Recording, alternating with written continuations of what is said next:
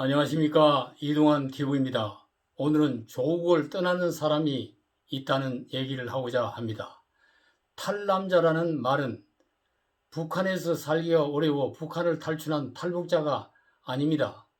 남한에서 살다가 살기가 어려워 해외로 떠돌아다니며 사는 사람을 말합니다. 통계에 의하면 약 50만 명에 이르며 망명과 이민, 유학, 국제 결혼 등을 모두 합하면 300만 명까지 된다고 합니다. 일본의 기업 전문가인 미쓰바시 다카아키가 쓴 한국 경제에 관한 저서가 일본에서 베스트셀러가 되었습니다. 이 책에 보면은 한국에는 탈북자가 1만 명 정도지만 남한을 떠나는 탈남자는 매년 8만 명이 넘는다고 합니다. 저자에 의하면 한국의 중요 은행 50%는 이미 외국 자본에 넘어간 상태이며 그 중에 외국인들에게 배당된 금액이 4조 4천억 원이다. 이 금액은 한국 기업이 배당한 총액의 무려 52%에 해당한다고 했습니다. 외국인들은 배당받은 이익금을 자기 나라로 송금합니다. 해마다 엄청난 한국 내의 자금이 해외로 빠져나가고 있습니다. 이 책에서 저자는 한국의 이 같은 탈남 현상은 좌파 정권의 경제 실정으로 인해 나타났으며 앞으로 더욱 가속화되고 있다고 전망하고 있습니다. 일본 사람이 한국의 정치와 경제의 현실을 보고 비판한 책입니다. 물론 한국을 떠나는 탈북자와 남한을 떠나는 탈북자의 상황이 같을 수는 없습니다. 살기가 어려워서 정든 고향을 떠나 타국을 찾아가기 위해 자국을 탈출하는 것은 비슷한 사정으로 볼 수가 있습니다. 북한의 탈북자는 목숨을 걸고 강을 건너 주로 중국을 통해 한국이나 다른 나라에 입국하게 됩니다.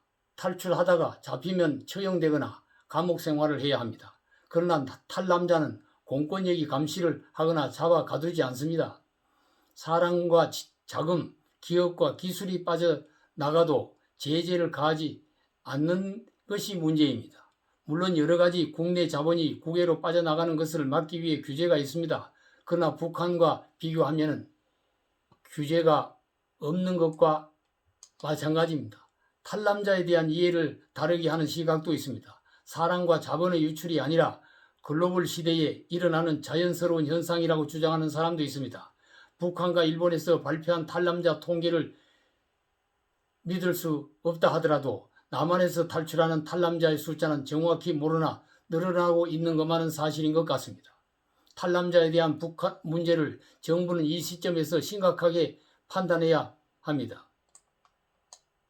국내 사정 가운데 저출산 고령화 문제가 심각합니다. 저출산은 인구 절벽을 만들고 고령화로 국가 산업 동력은 퇴보하고 있습니다. 그러나 이보다 더 심각한 것은 조국을 등지고 인적 물적 자산을 가지고 해외로 떠나가는 인구 이동의 사태라고 볼 수가 있습니다.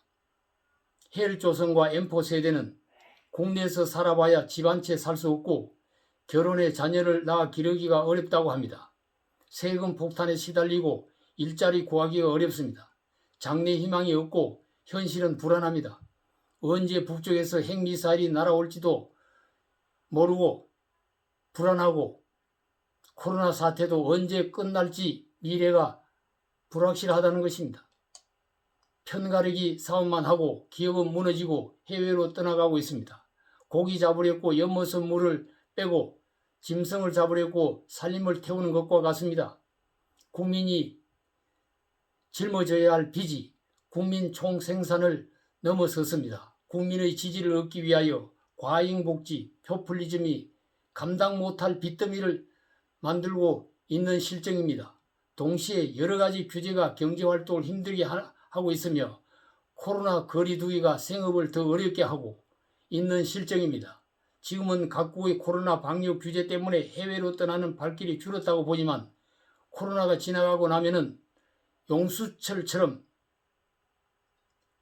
해외로 나가는 탈남자 현상이 더 크게 일어날 것으로 예상하지 않을 수가 없는 것입니다.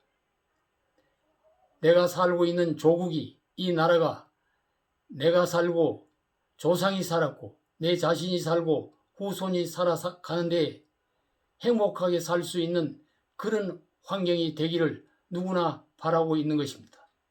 행복한 나라, 행복한 국가에서 살고 싶은 것이 인간의 욕구인 것입니다. 우리나라에 사는 것이 어느 나라에 사는 것보다 행복하고 즐겁고 삶의 질을 만끽할 수 있는 그런 나라이라는 자부심을 갖도록 정치를 하고 정책을 수행해야 할 것입니다. 감사합니다.